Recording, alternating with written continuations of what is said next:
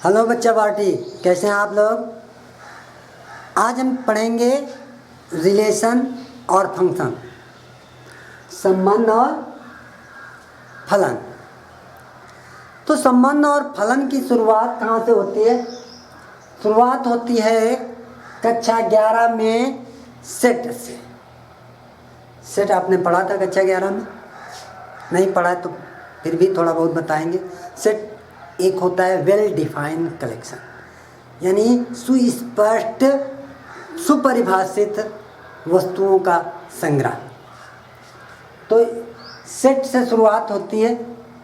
और सेट, मान लीजिए आपके पास कोई दो सेट हैं, A इक्वल टू, सेट को ऐसे लिखते थे इस कोष्ठक में AEI और B बराबर है 1 2 3। तो ये दो हो गए सेट। अब इन दो सेटों से हमको बनाना है कार्टेशियन प्रोडक्ट। कार्टेशियन प्रोडक्ट क्या होता है? दोनों सेटों का गुणनफल। कार्टेशियन प्रोडक्ट भी आपने कक्षा 11 में सीखा है, नहीं सीखा तो हम यहाँ करके आपको दिखाते हैं। दो सेट हैं, इनकी हम मैपिंग कराएंगे। कैसे? ये एक सेट है और एक सेट ये A है और ये B है।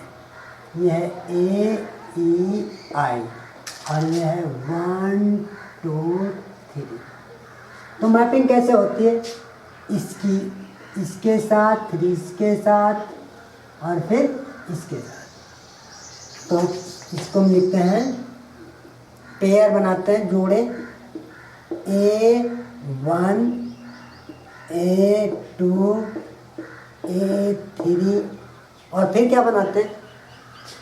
फिर इसके E का, इसकी इसके साथ, इसकी इसके साथ, इसकी इसके साथ।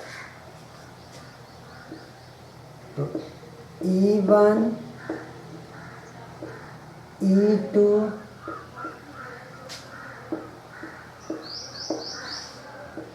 E3। फिर क्या होगा? I का, I1 I2 I3।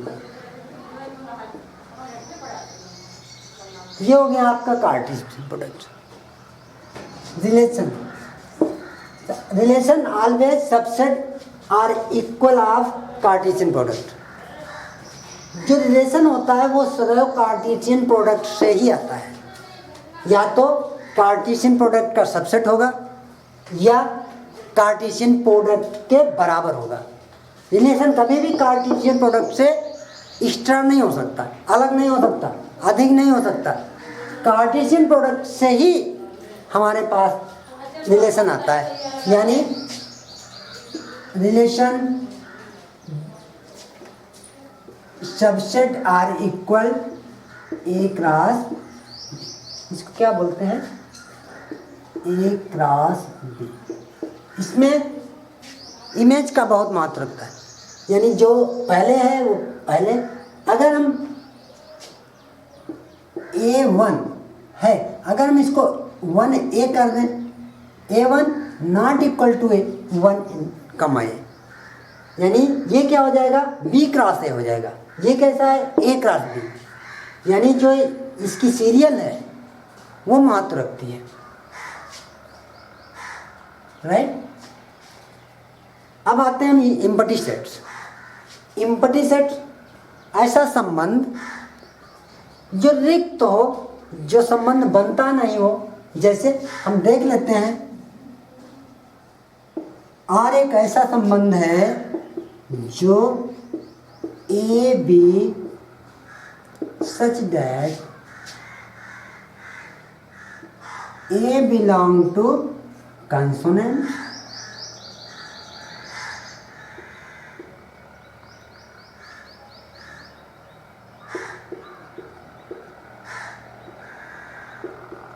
और B belong to natural number।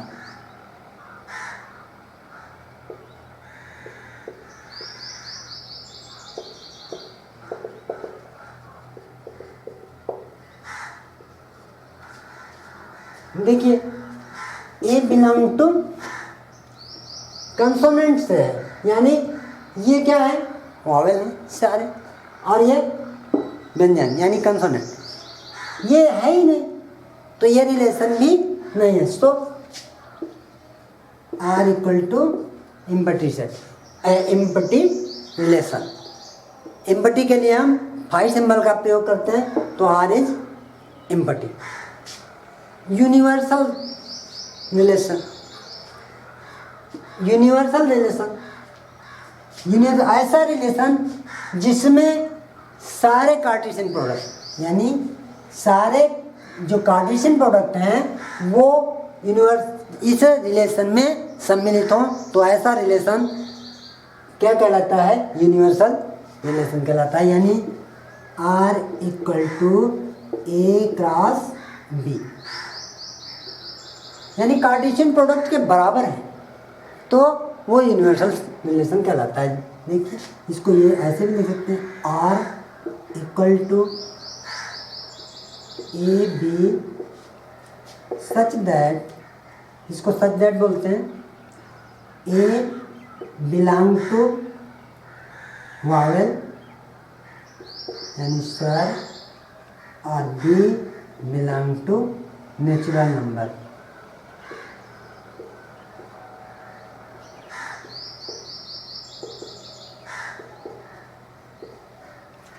तो ये हो गया यूनिवर्सल रिलेशन। जब सारे कार्टेशियन प्रोडक्ट एक संबंध में उपस्थित हों तो ऐसा संबंध यानी यूनिवर्सल सार्वत्रिक संबंध कहलाता है। ये रिक्त संबंध है, ये सार्वत्रिक संबंध है, यानी इसमें सारे संबंध एक साथ जुड़े हुए हैं, इसलिए ये सार्वत्रिक संबंध कहते हैं। अब हम देखेंगे कुछ महत्वपूर्ण खास संबंध जिन पे हमारे एनसीईआरटी से क्वेश्चन आते हैं।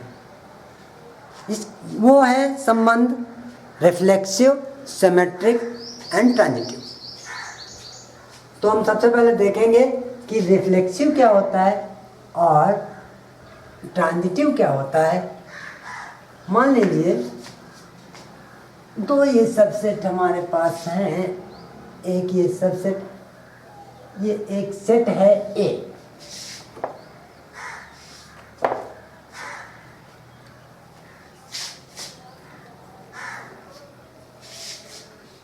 तो इसका कार्टेशियन प्रोडक्ट बनाना होगा।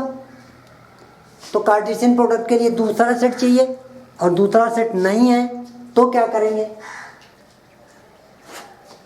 दूसरा सेट जब नहीं है तो यही सेट होगा, यानी इसका हम ये ए मान लेंगे और ये मान लेंगे ए।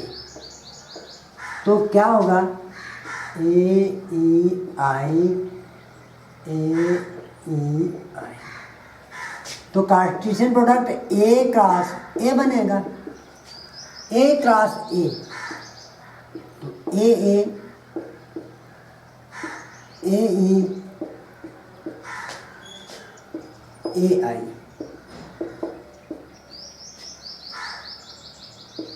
ई ए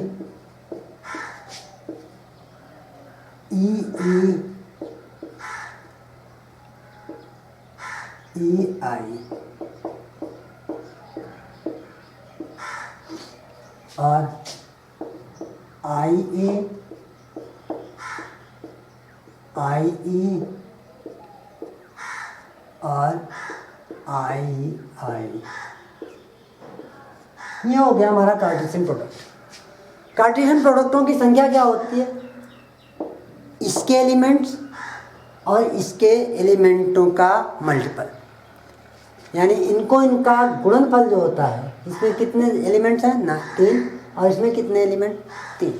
इन तीनों की गुणा 3 3 9, यानी कार्टेशियन प्रोडक्ट में 9 एलिमेंट होंगे, 1 2 3 4 5 6 7 8 9। ठीक है, तो अब हम चलते हैं रिफ्लेक्सिव। पहला संबंध हमको पढ़ना है रिफ्लेक्सिव।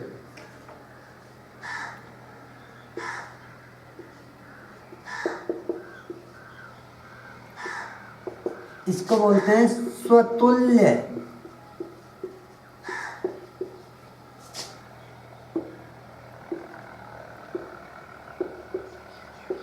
स्वतुल्य संबंध। स्वतुल्य संबंध क्या होता है? जब किसी समुच्चय के सारे अवयवों का उसी के साथ संबंध हो तो वो होता है स्वतुल्य संबंध। जैसे पहले हम देखेंगे ये संबंध कैसे स्वतुल्य है और कैसे स्वतुल्य नहीं है।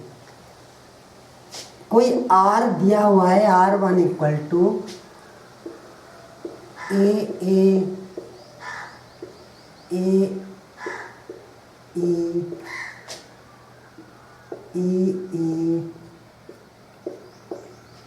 और आई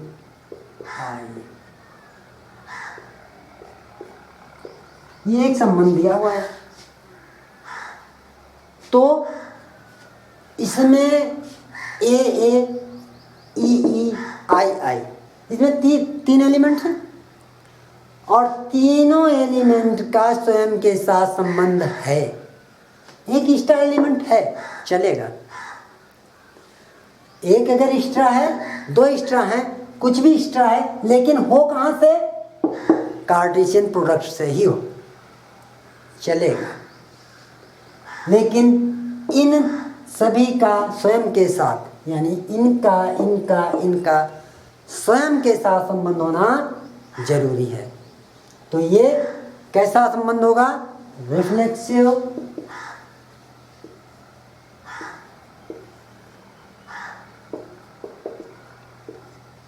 तो ये रिफ्लेक्सिव संबंध होगा।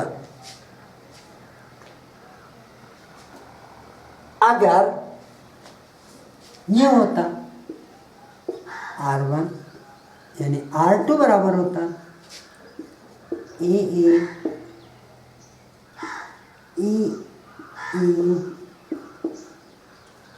आई ए तो इस सेट में कितने एलिमेंट्स हैं? 3 ए ई आई। क्या ए का ए के साथ संबंध है? जी हाँ है। ई का ई के साथ संबंध है। क्या आई का आई के साथ संबंध है? नहीं है। अगर कोई भी संबंध नहीं है तो ये यानी not reflexive.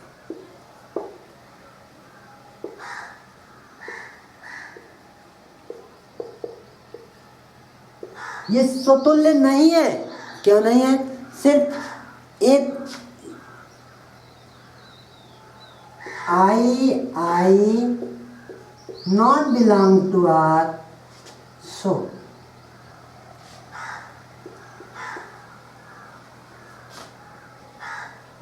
R is not reflexive। एक ही चीज काफी है।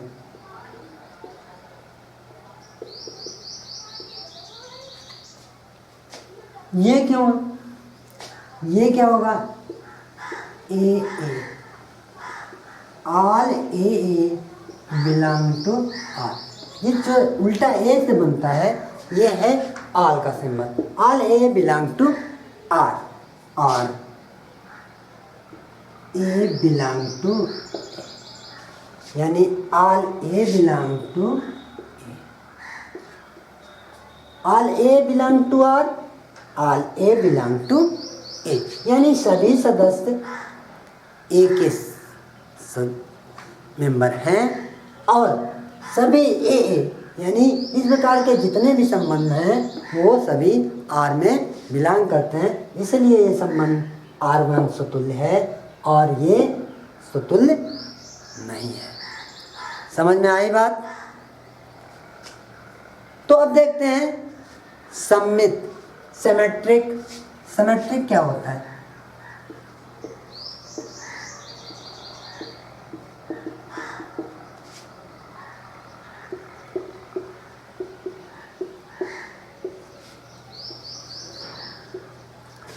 सममित हम इसके लिए जो लिखा जाता है ए बी इफ क्या लिखा जाता है? ये है definition. If A B belong to R then B A belong to R. अगर ए बी बिलोंग आर से बिलोंग करते हैं तो बी ए भी आर से बिलोंग करना चाहिए। अगर ऐसा बिलोंग कर रहा ऐसा है तो वो संबंध सिमेट्रिक है। यानी ए बी का जो संबंध है, ए का बी के साथ संबंध है, वही संबंध बी का ए के साथ भी है, तो वो संबंध सममित है। इसे मिटा दें।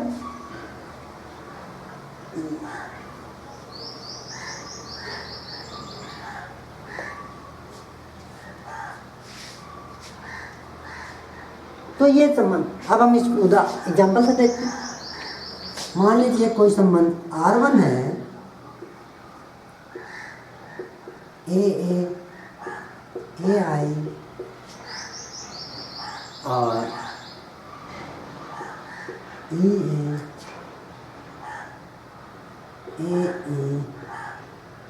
आई।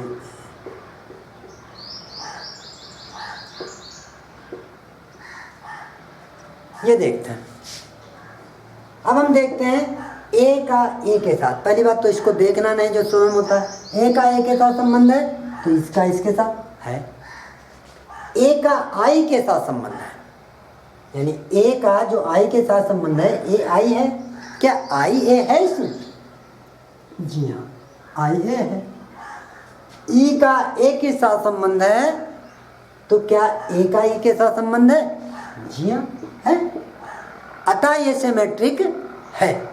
इसमें कितने संबंध हैं कितने नहीं?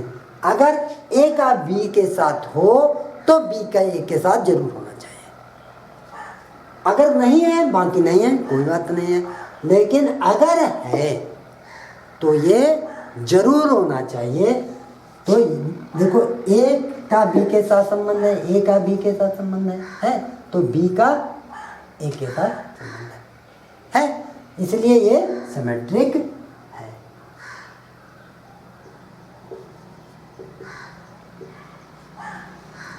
हिंदी लिखते हैं स्वतुल्य है। और क्यों है? क्योंकि A B belong to R, R A B belong to R and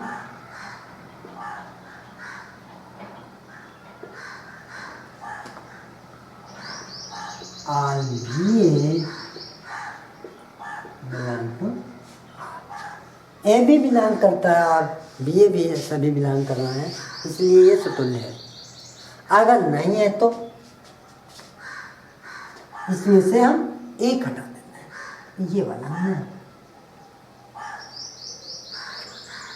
अब ये आई ए आई तो है लेकिन आई ए नहीं रहा, तो क्या होगा? तो ये स्वतुल्य नहीं होगा। तो इसको हम क्या लिखेंगे?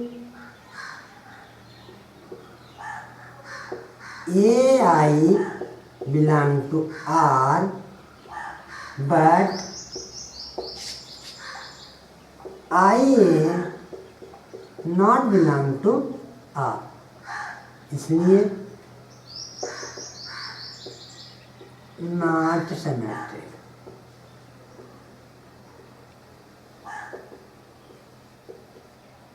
इसलिए सममित नहीं है, स्वतुल्य लिखा पड़ा, इसीलिए हिंदी में बताते हैं।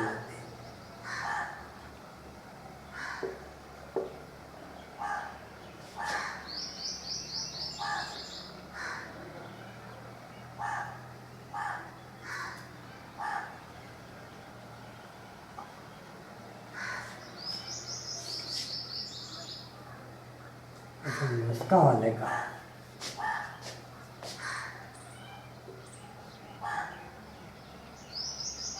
R1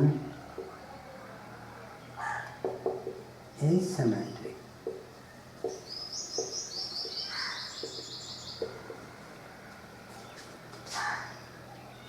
ये आपने देखा स्वतुल्य और सम्यक। आप देखते हैं ट्रांजिटिव अर्थात संक्रामक। कोई संबंध संक्रामक कब होता है? जब A B belong to R, यानी ए बी संबंध में हो और बी सी भी संबंध में हो, तो ए से भी संबंध में होना चाहिए, तब संबंध होता है संक्रामक। तो अब हम देखेंगे ट्रांजिटिव।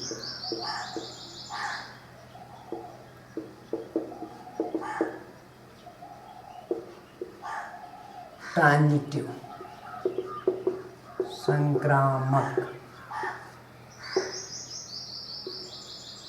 परिभाषा क्या है? If A B belong to R and B C belong to R, then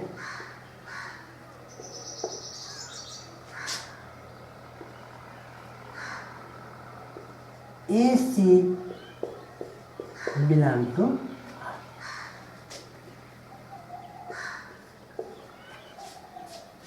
अगर ए बी आर से बिलोंग कर रहा है, बी सी आर से बिलोंग कर रहा है, तो ए सी भी आर से बिलोंग करे, तब ट्रांजिटिव होता है, तब संबंध संक्रामक होता है। कैसे? देखो, ए और बी, इसके बाद जो शुरुआत है बी से शुरू हो, तो ये वाला बीच वाला ये हटा देते हैं, तो क्या होगा? ए सी बचा, तो ए सी से होना चाहिए। तो इसको हम एग्जाम्पल से देखते हैं, थोड़ा गौर कीजिएगा, ये बार बार आएगा, ऐसा फंसाएगा। जैसे दो एग्जाम्पल हम देखते हैं इसमें, ए ई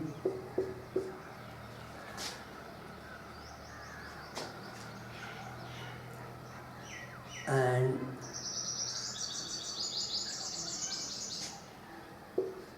EA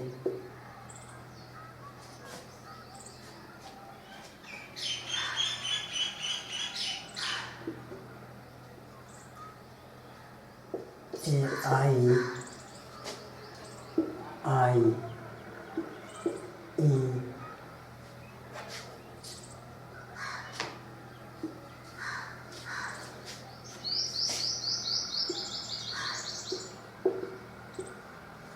तो एग्जाम्पल लेते हैं और फिर हम देखते हैं। EI EA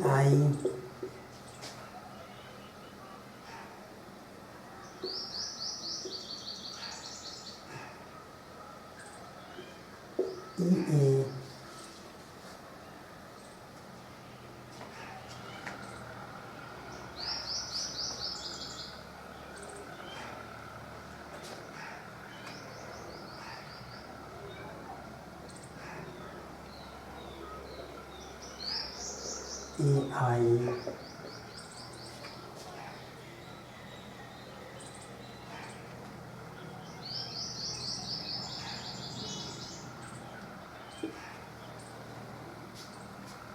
देखिए, क्या ये संक्रामक संबंध है? मैंने पहले बताया था, इस वाले को हम नहीं देखते हैं। देख भी लेंगे तब भी कोई बात नहीं होगी। देखो, देखते हैं कैसे, क्यों नहीं देखते हैं? ए का ए के साथ संबंध है, तो लास्ट वाला शुरू हुआ ए से, ए का फिर क्या संबंध है? ई के साथ, तो इसका इसके साथ संबंध हो गया, ये हट गया, तो क्या ए ही है? ए इसमें कहीं भी नहीं है। अब इसको देखते हैं, ए का ई के साथ संबंध है, ए का ई के साथ संबंध है, और ई का ए के साथ संबंध है, ये हट गया, तो क्या बचा है? ए का ए के साथ संबंध है। ठीक, फिर ई ए देखते हैं, ई का ए के साथ संबंध है और ए का आई के साथ संबंध है, ए का आई के साथ। क्या आई ई का आई के साथ संबंध है? नहीं है। ये संबंध आई के ई के साथ है, ना कि ई का आई के साथ, इसलिए ये संक्रामक नहीं है।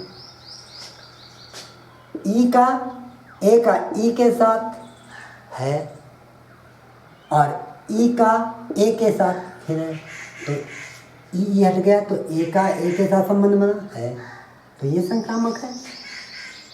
उसके बाद में देखते हैं ई का ए के साथ है, फिर ए का आई के साथ है और आई नहीं है, तो ये संक्रामक नहीं है।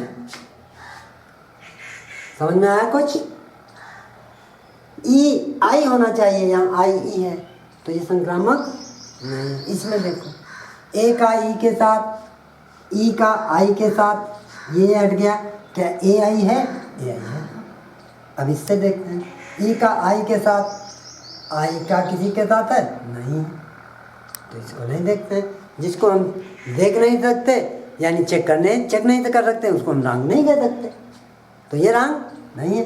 यानी ई का ए के साथ है, ए का आई के साथ है, क्या ई और आई है? कहीं ई आई है, इसलिए ये संबंध संक्रामक है।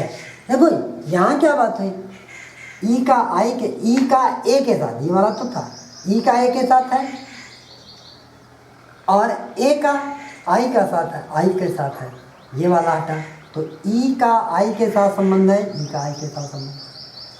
ऐसे इसी प्रकार ई का आई के साथ और आई का आगे संबंध नहीं चला कहीं, तो ये है।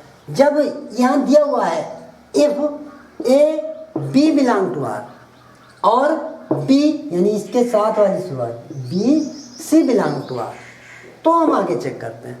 जब वाला है नहीं तो इसको हम चेक नहीं करते, तो ये संक्रामक है और ये संक्रामक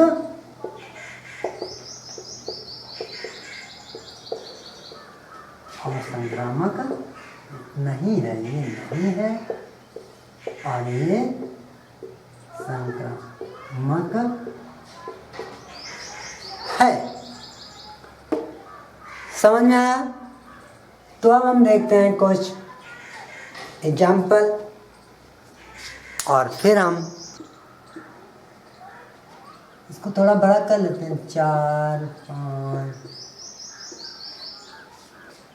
तो ये आर बना, तो सबसे पहले हम क्या करेंगे, इसका हम रिलेशन बनाएंगे, कैसे देखते हैं। तो आर बराबर क्या हुआ, ए बराबर 1 तो बी बराबर 2, ए बराबर 2 तो बी बराबर 3। इसी प्रकार ए बराबर 6 5 तो बी बराबर, यहीं तक तो बनेंगे क्योंकि यहाँ तक प्रोडक्ट 6 से ज़्यादा नहीं है, तो ए और बी दोनों हमारे कहाँ से होने चाहिए, का इसके सेट से ए बी के मान ए से बाहर नहीं होने चाहिए, तो ए से बाहर नहीं है तो ये इतने ही तक बनेंगे। पूरे बना दें, चलो पूरे बना देते हैं। ए बराबर 3 तो बी बराबर कितना हुआ 4, क्योंकि प्रत्येक में एक जोड़ते जाएंगे। ए बराबर 4 तो बी बराबर 5 और ए बराबर 5 तो बी बराबर 6। बस इतने ही संबंध बनेंगे। तो क्या ये रिलेशन जो है रिफ्लेक्टिव है, स्वतुल्य है? देखो ए स्वयं के साथ कोई रिलेशन नहीं है, ना तो एक है ना दो है, तो ये ना स्वतुल्य नहीं है। क्या है? स्वतुल्य नहीं है।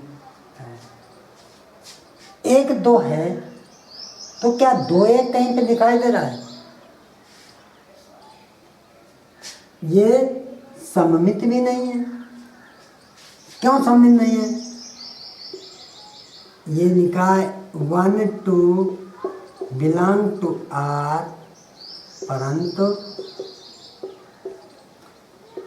2 1 नॉट बिलोंग टू आर। सभी को नहीं लिखना है, एक ही नहीं मिल गया काफ़ी है, बिलोंग नहीं, इसलिए ये सममित नहीं है।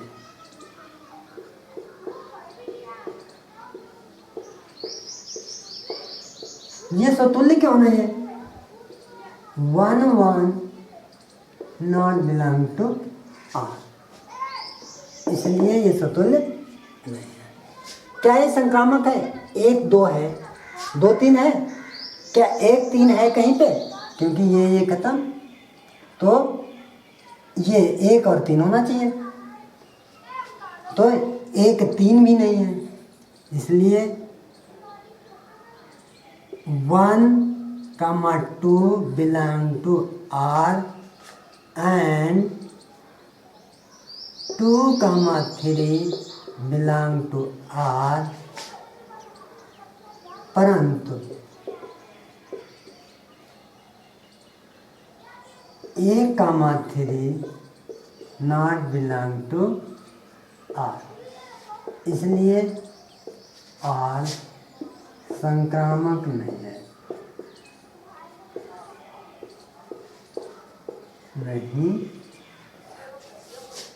ठीक है, इस प्रकार से सब क्वेश्चनों को लगाना है।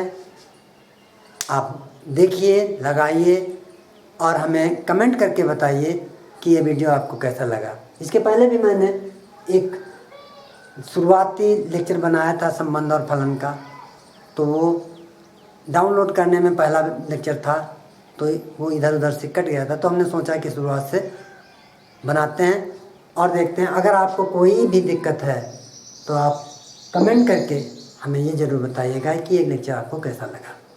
अगर अच्छा लगे तो लाइक कीजिए, शेयर कीजिए और हमारे चैनल को सब्सक्राइब कीजिए। थैंक्स।